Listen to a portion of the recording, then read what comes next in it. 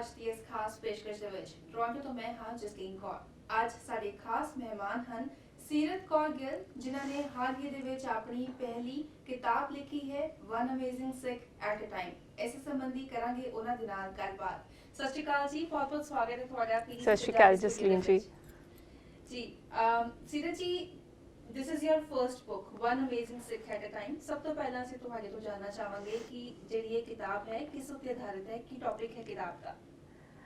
ਜੀ ਬਿਲਕੁਲ, ਇਹ ਮੇਰੀ ਪਹਿਲੀ ਕਿਤਾਬ ਹੈ, ਪਲੇਠੀ ਕਿਤਾਬ ਹੈ ਤੇ ਇਹ 51 ਛੋਟੀ ਛੋਟੀ ਕਹਾਣੀਆਂ ਦਾ ਕਹਿ ਲਓ ਸੰਕਲਨ ਹੈ। ਸੋ ਕੋਸ਼ਿਸ਼ ਕੀਤੀ ਹੈ ਕਿ ਅੱਜ ਦੇ ਬੱਚਿਆਂ ਨੂੰ ਜਾਣੂ ਕਰਵਾਇਆ ਜਾਏ ਕੁਝ Sikh man and women achievers ਨਾਲ। ਮੈਨੂੰ ਲੱਗਦਾ ਆਪਣੀ generation it is starved of heroes and sheroes. So ਇਸ ਕਿਤਾਬ ਦਾ ਇਹ ਜ਼ਰੀਆ ਇੱਕ ਬਣਿਆ ਹੈਗਾ to provide inspiration to today's generation.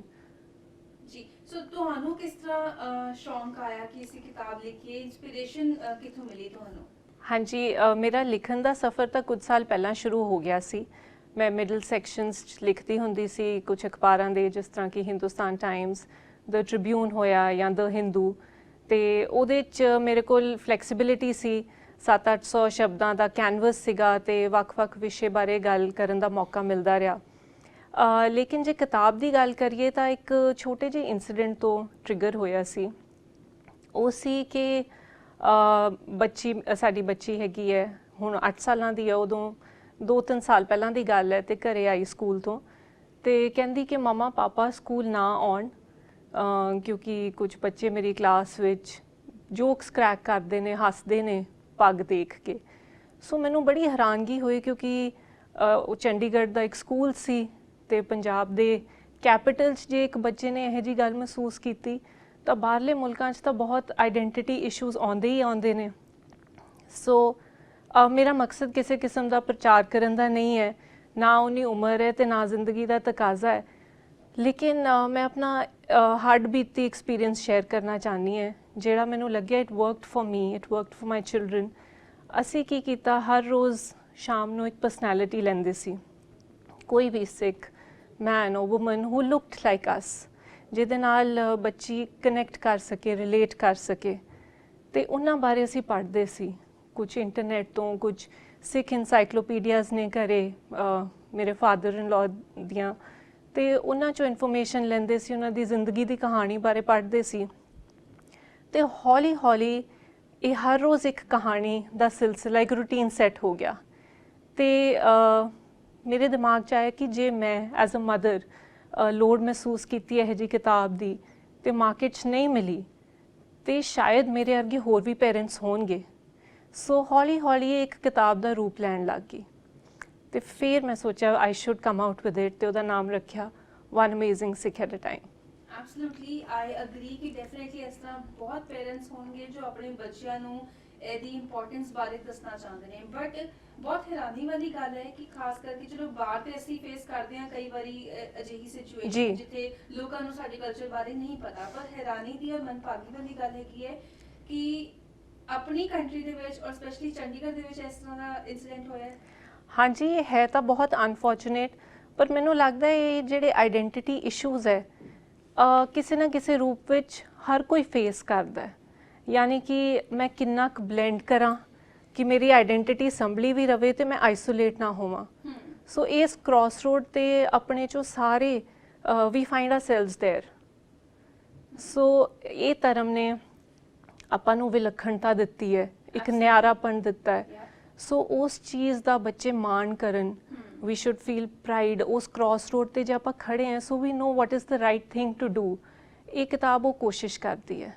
ਜੀ ਜੀ, ਸੋ ਸੀਰਤ ਜੀ, ਜਿਸ ਤਰ੍ਹਾਂ ਤੁਸੀਂ ਕਿਹਾ ਕਿ ਮਤਲਬ ਤੁਸੀਂ ਆਪਣੀ ਰਿਸਰਚ ਸ਼ੁਰੂ ਕੀਤੀ, ਡੈਫੀਨੇਟਲੀ ਕਿਸੇ ਵੀ ਕੰਮ ਦੀ ਰਿਸਰਚ ਬਹੁਤ ਮਾਇਨੇ ਰੱਖਦੀ ਹੈ, ਬਹੁਤ ਇੰਪੋਰਟੈਂਟ ਰੋਲ ਪਲੇ ਕਰਦੀ ਹੈਗੀ ਹੈ, ਕਿਉਂਕਿ ਜਿੰਨੀ ਜ਼ਿਆਦਾ ਤੁਸੀਂ ਰਿਸਰਚ ਕਰੋਗੇ ਉਨਾ ਵਧੀਆ ਕੰਟੈਂਟ ਨਿਕਲ ਕੇ ਆਉਂਦਾ ਹੈ। ਸੋ ਇਸ ਕਿਤਾਬ ਲਈ ਕਿੰਨੀ ਰਿਸਰਚ ਕੀਤੀ ਤੁਸੀਂ? ਕਿੰਨਾ ਟਾਈਮ ਲੱਗਿਆ ਇਸ ਕਿਤਾਬ ਨੂੰ ਲਿਖਣ ਲਈ?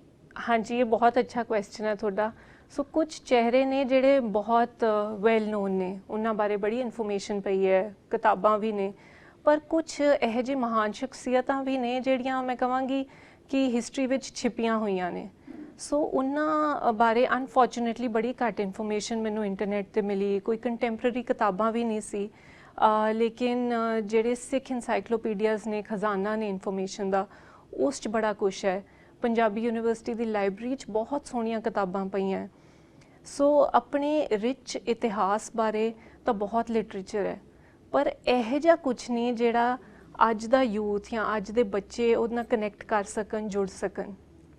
ਸੋ ਉਹ ਮੇਰੇ ਸਾਰੇ ਰਿਸੋਰਸਿਸ ਬਣੇ, ਕੁਝ ਸਕੈਟਰਡ ਰਿਸੋਰਸਿਸ ਆਫ ਇੰਟਰਨੈਟ, ਇਨਸਾਈਕਲੋਪੀਡੀਆਜ਼, ਕੁਝ ਮੈਨੂੰ ਲਾਈਵ ਕਨੈਕਸ਼ਨਸ ਵੀ ਮਿਲ ਗਏ। ਜਿਵੇਂ ਇਸ ਕਿਤਾਬ 'ਚ ਇੱਕ ਸ਼ਖਸੀਅਤ ਹੈਗੀ ਹੈ ਤੇਜਾ ਸਿੰਘ ਸਮੁੰਦਰੀ ਜੀ। ਸੋ ਉਹਨਾਂ ਦੇ ਗ੍ਰੈਂਡਸਨਸ ਜਸਜੀਤ ਸਮੁੰਦਰੀ, ਤਰਨਜੀਤ ਸੰਧੂ, ਜਿਹੜੇ ਅੰਬੈਸਡਰ ਆਫ ਇੰਡੀਆ ਨੇ ਟੂ US, ਤੇ ਉਹਨਾਂ ਤੋਂ ਇਨਫੋਰਮੇਸ਼ਨ ਮਿਲੀ। So I could track down some live connections as well and some from rich ਟੈਕਸਟਸ।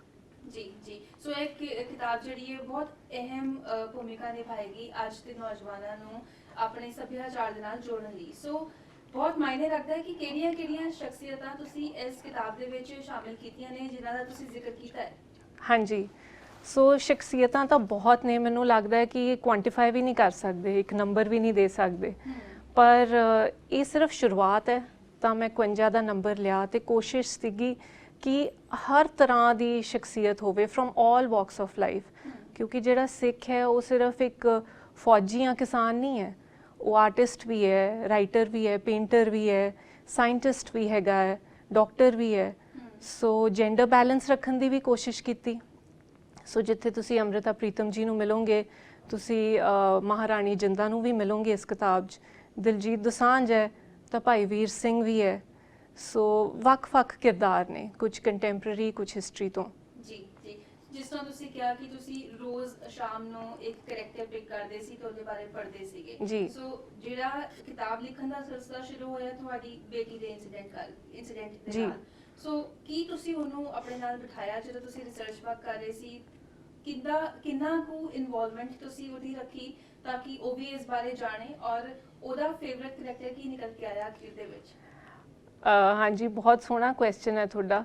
ਸੋ ਬੇਟੀ ਦਾ ਨਾਮ ਹੈ ਸਹਿਰ। ਸ਼ੁਰੂ 'ਚੋਂ ਕਾਫੀ ਇਨਵੋਲਵਡ ਰਹੀ, ਲੇਕਿਨ ਜਦੋਂ ਕਿਤਾਬਾਂ ਵਿੱਚੋਂ ਰਿਸਰਚ ਹੁੰਦੀ ਸੀ ਉਦੋਂ ਬੱਚੀ ਦੀ ਇਨਵੋਲਵਮੈਂਟ ਥੋੜੀ ਘੱਟ ਹੁੰਦੀ ਸੀ। ਪਰ ਇੱਕ ਕੁਐਸਚਨ ਉਹਨੇ ਮੈਨੂੰ ਲਗਾਤਾਰ ਪੁੱਛਣਾ ਕਹਾਣੀ ਸੁਣਨ ਤੋਂ ਬਾਅਦ ਕਿ ਮਮਾ ਉਹਦੀ ਤਸਵੀਰ ਦਿਖਾਓ।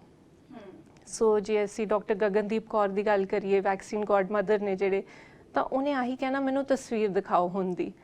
ਸੋ ਉਸ ਤੋਂ ਆ ਉੱਭਰ ਕੇ ਆਇਆ ਕਿ ਜੇ ਇਹ ਬੱਚਿਆਂ ਵਾਸਤੇ ਕਿਤਾਬ ਹੈ ਤਾਂ ਇਲਸਟ੍ਰੇਸ਼ਨਸ ਬਹੁਤ ਜ਼ਰੂਰੀ ਨੇ। ਸੋ ਇਸ ਕਿਤਾਬ ਵਿੱਚ ਜਾਨ ਭਰੀ ਅਨੰਤਜੀਤ ਕੌਰ ਨੇ, ਉਹ ਦਿੱਲੀ ਬੇਸਡ ਇਲਸਟ੍ਰੇਟਰ ਨੇ। ਸੋ ਜੋ ਮੇਰੀ ਵਿਜ਼ਨ ਸੀਗੀ, ਉਹਨਾਂ ਨੇ ਬਿਲਕੁਲ ਉਸ ਤਰ੍ਹਾਂ ਦੇ ਹੀ ਕਿਰਦਾਰ, ਉਹਨਾਂ 'ਚ ਜਿਹੜੀ ਮੇਨ ਕੁਆਲਿਟੀ ਸੀ ਉਹ ਉਭਾਰ ਕੇ ਦਿਖਾਈ ਆਪਣੀ ਇਲਸਟ੍ਰੇਸ਼ਨਸ 'ਚ। ਸੋ ਮੈਂ ਕਹਾਂਗੀ ਸਹਿਰ ਦੀ ਆ ਬੜੀ ਵੱਡੀ ਦੇਣ ਰਹੀ ਹੈ, ਜਿਹੜਾ ਉਹਨੇ ਮੈਨੂੰ ਆਈਡੀਆ ਦਿੱਤਾ ਕਿ ਕਿਰਦਾਰ ਦਿਖਦਾ ਕਿਸ ਤਰ੍ਹਾਂ ਹੈ, ਉਹ ਬਹੁਤ ਜ਼ਰੂਰੀ ਹੈ। ਸੋ ਤੁਹਾਡੀ ਬੇਟੀ ਸਹਿਰ ਕੌਰ ਦਾ ਜਿਹੜਾ ਫੇਵਰਿਟ ਕਰੈਕਟਰ ਜਿਹੜਾ ਨਿਕਲ ਕੇ ਆਇਆ ਉਹ ਕਿਹੜਾ ਸੀਗਾ? ਕਿਤਾਬ ਲਿਖਣ ਤੋਂ ਪਹਿਲਾਂ ਤਾਂ ਜੀ ਦਿਲਜੀਤ ਦੋਸਾਂਝ ਸੀ, ਕਿਉਂਕਿ ਇੱਕ ਉਹੀ ਉਹਨੂੰ ਲੱਗਦਾ ਸੀ ਕਿ ਆਪਣੇ ਵਰਗਾ ਹੈ। ਪਰ ਜਦੋਂ ਆ ਕਿਤਾਬ ਪੂਰੀ ਮੁਕੰਮਲ ਹੋ ਕੇ ਨਿਕਲੀ ਤੇ ਉਹਨੇ ਕਿਹਾ ਕਿ ਮਮਾ ਹੁਣ ਮੇਰਾ ਫੇਵਰੇਟ ਮਹਾਰਾਣੀ ਸਦਾ ਕੌਰ ਹੈ। ਸੋ ਆਈ ਵਾਸ ਸਰਪ੍ਰਾਈਜ਼ਡ। ਮੈਨੂੰ ਲੱਗਿਆ ਕਿ ਜਿਹੜੀ ਮੇਰੀ ਕੋਸ਼ਿਸ਼ ਸੀ ਕਿਤੇ ਨਾ ਕਿਤੇ ਮੈਨੂੰ ਸਕਸੈਸਫੁਲ ਹੁੰਦੀ, ਪੂਰੀ ਹੁੰਦੀ ਨਜ਼ਰ ਆ ਰਹੀ ਹੈ। ਜੇ ਬੱਚੇ ਨੂੰ ਮਹਾਰਾਣੀ ਸਦਾ ਕੌਰ ਬਾਰੇ ਪਤਾ ਹੈ ਤੇ ਉਹਨੂੰ ਇਨਸਪਾਇਰਿੰਗ ਲੱਗਦੀ ਉਹਨਾਂ ਦੀ ਜੀਵਨ ਕਥਾ। ਜੀ absolutely, and I think it's N achievement itself ਕਿ ਜਦੋਂ ਤੁਸੀਂ ਇਹਨੇ ਛੋਟੇ ਬੱਚੇ ਨੂੰ ਇਸ ਤਰ੍ਹਾਂ ਦੀਆਂ ਕਹਾਣੀਆਂ ਦੱਸਦੇ ਹੋ ਤੇ ਉਹ ਬੱਚਾ ਵੀ ਸਮਝ ਕੇ ਉਸ ਨੂੰ ਸਿੱਖ ਰਿਹਾ ਹੈ ਤੇ ਉਹ ਵੀ ਕਾਫੀ ਕੁਝ ਸਿੱਖਣ ਦੀ ਕੋਸ਼ਿਸ਼ ਕਰ ਰਿਹਾ ਹੈ ਕਿ ਸਾਡਾ ਜਿਹੜਾ ਇਤਿਹਾਸ ਹੈਗਾ ਉਹ ਕਿੰਨਾ ਅਮੀਰ ਹੈਗਾ। ਹਾਂਜੀ, ਬਿਲਕੁਲ ਇਤਿਹਾਸ ਅਮੀਰ ਹੈ। ਤੇ ਦੂਸਰਾ ਮੈਨੂੰ ਲੱਗਦਾ ਹੈ ਕਿ ਸਟੋਰੀ ਟੈਲਿੰਗ ਜਾਂ ਨਰੇਸ਼ਨ ਦੀ ਕਲਾ ਵਿੱਚ ਬਹੁਤ ਪਾਵਰ ਹੈ। ਸੋ ਤੁਹਾਨੂੰ ਇਨਫੋਰਮੇਸ਼ਨ ਬਹੁਤ ਮਿਲ ਜੂਗੀ ਇੰਟਰਨੈਟ 'ਤੇ, ਵੱਖ-ਵੱਖ ਕਿਤਾਬਾਂ ਵਿੱਚ, ਇਨਸਾਈਕਲੋਪੀਡੀਆਜ਼, ਪਰ ਇੱਕ ਜਿਹੜੀ ਕਲਾ ਹੁੰਦੀ ਹੈ ਸਟੋਰੀ ਦੱਸਣ ਦੀ, ਉਹ ਬੱਚੇ ਦੇ ਜ਼ਿਹਨ 'ਤੇ ਬਹੁਤ ਅਸਰ ਕਰਦੀ ਹੈ। ਜੀ ਜੀ ਬਿਲਕੁਲ।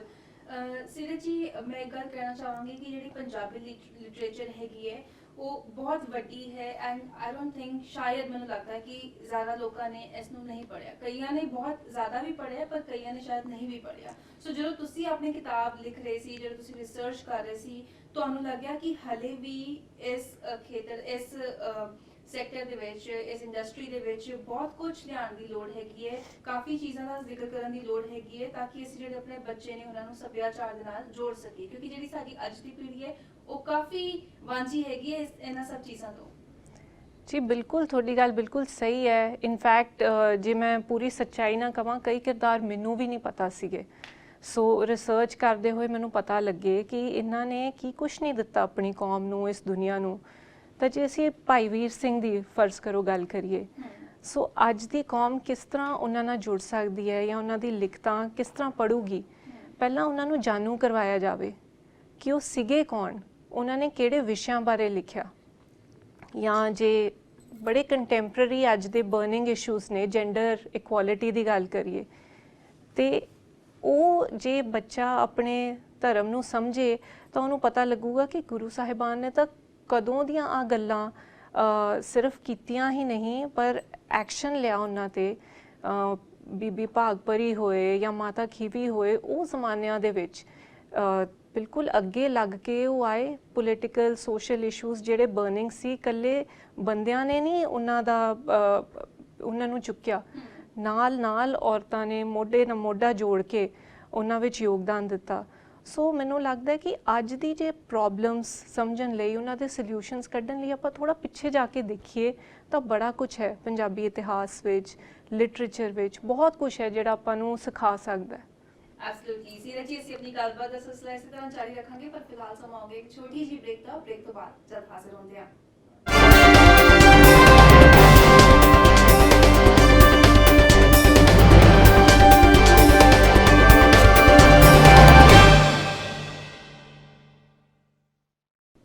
ਬ੍ਰੇਕ ਤੋਂ ਬਾਅਦ ਤੁਹਾਡੇ ਸਾਰਿਆਂ ਦਾ ਸਵਾਗਤ ਹੈ ਇਸ ਖਾਸ ਪੇਸ਼ਕਸ਼ ਦੇ ਵਿੱਚ। ਤੇ ਸਾਡੀ ਗੱਲਬਾਤ ਚੱਲ ਰਹੀ ਹੈ ਸੀਰਤ ਕੌਰ ਗਿੱਲ ਜੀ ਦੇ ਨਾਲ, ਜਿਨ੍ਹਾਂ ਨੇ ਰੀਸੈਂਟਲੀ ਆਪਣੀ ਕਿਤਾਬ ਲਿਖੀ ਹੈ one amazing Sikh at a time.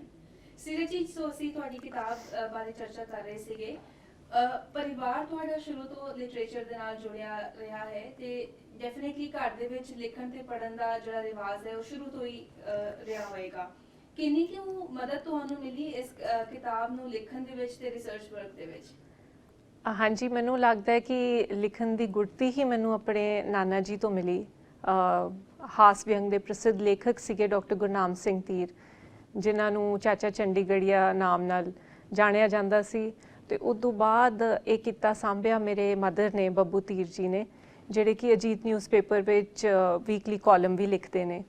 ਸੋ ਮੈਨੂੰ ਲੱਗਦਾ ਹੈ ਕਿ ਸਾਡੇ ਘਰ ਦਾ ਮਾਹੌਲ ਹੀ ਕੁਛ ਇਹੋ ਜਿਹਾ ਸੀਗਾ। ਹਰ ਕਿਸੇ ਕੋਲ ਆਪਦੀ ਕਿਤਾਬ ਹੁੰਦੀ ਸੀ ਰਾਤ ਨੂੰ ਪੜ੍ਹਨ ਨੂੰ, ਤੇ ਘਰੇ ਇੱਕ ਛੋਟੀ ਜਿਹੀ ਲਾਇਬ੍ਰੇਰੀ ਸੀ, ਤੇ ਉੱਦਾਂ ਹੀ ਲਿਖਣ ਦਾ ਸਿਲਸਿਲਾ ਲੱਗਿਆ ਰਹਿੰਦਾ ਸੀ। ਕੋਈ ਜਿਹੜੇ ਪੜ੍ਹਨ ਵਾਲੇ ਸੀ ਉਹ ਚਿੱਠੀਆਂ ਲਿਖਦੇ ਸੀ। ਸੋ ਮੈਂ ਹਮੇਸ਼ਾ ਇਹੀ ਸੋਚਦੀ ਹਾਂ, ਕਹਿੰਦੀ ਹੁੰਦੀ ਹਾਂ ਕਿ ਸ਼ਾਇਦ ਮੈਂ ਓਸਮੋਸਿਸ ਦੇ ਨਾਲ ਹੀ, ਅਬਜ਼ੌਰਪਸ਼ਨ ਦੇ ਨਾਲ ਹੀ ਇੱਕ ਦਿਨ ਕਲਮ ਚੁੱਕ ਲਈ। ਜੀ ਜੀ। ਹੁਣ ਤੱਕ ਕਿਹੜੇ ਟੌਪਿਕਸ ਦੇ ਉੱਤੇ ਤੁਸੀਂ ਲਿਖ ਚੁੱਕੇ ਹੋ, ਐਂਡ ਤੁਸੀਂ ਕਵਿਤਾਵਾਂ ਵੀ ਲਿਖਦੇ ਹੋ? ਜੀ ਤੁਸੀਂ ਸਾਡੇ ਦਰਸ਼ਕਾਂ ਨੂੰ ਕੁਝ ਲਾਈਨਾਂ ਸੁਣਾਉਣਾ ਚਾਹੋਗੇ? ਹਾਂਜੀ ਜ਼ਰੂਰ। ਬੜੇ ਜਿਸ ਤਰ੍ਹਾਂ ਮੈਂ ਤੁਹਾਨੂੰ ਕਿਹਾ ਕਿ ਮਿਡਲਸ ਦੇ ਵਿੱਚ ਮੈਨੂੰ ਫਲੈਕਸੀਬਿਲਿਟੀ ਸੀਗੀ, ਤੇ ਮੈਂ ਵੱਖ-ਵੱਖ ਵਿਸ਼ਿਆਂ ਬਾਰੇ ਲਿਖਦੀ ਰਹੀ ਹਾਂ। ਪਰ ਜਿਹੜਾ ਇੱਕ ਦੋ ਟੌਪਿਕਸ ਨੇ ਜਿਹੜੇ ਕਾਫੀ ਅੱਗੇ ਆਉਂਦੇ ਰਹੇ ਹੈ, ਇੱਕ ਤਾਂ ਬੱਚਿਆਂ ਬਾਰੇ, ਪੈਰੈਂਟਿੰਗ ਬਾਰੇ, ਤੇ ਦੂਸਰਾ ਮੇਰੇ ਦਿਲ ਨੂੰ ਬਹੁਤ ਅਜ਼ੀਜ਼ ਹੈ ਐਜੂਕੇਸ਼ਨ ਦਾ ਟੌਪਿਕ। ਤੇ ਮੈਂ ਹਾਲ ਹੀ 'ਚ PhD ਵੀ ਮੁਕੰਮਲ ਕੀਤੀ ਹੈ ਹਾਇਰ ਐਜੂਕੇਸ਼ਨ 'ਚ, ਤਾਂ ਮੈਂ ਦੋਨੋਂ ਵਿਸ਼ਿਆਂ ਬਾਰੇ ਕਾਫੀ ਲਿਖਦੀ ਰਹੀ ਹਾਂ। ਸੋ ਮੈਂ ਕਵਿਤਾ ਸੁਣਾਉਣੀ ਹੈ ਜੀ ਤੁਹਾਨੂੰ, ਤੇ ਉਹਦਾ ਟਾਈਟਲ ਹੈਗਾ ਪਿਆਰੀ ਧੀਏ। ਪਿਆਰੀ ਧੀਏ, ਇਸ ਜੱਗ ਨੂੰ ਆਪਾਂ ਝੂਠਾ ਪਾਉਣਾ ਹੈ, ਇਹ ਔਖੀਆਂ ਰਾਵਾਂ 'ਤੇ ਇੱਕ ਲੰਮਾ ਪੈਂਡਾ ਗਾਉਣਾ ਹੈ।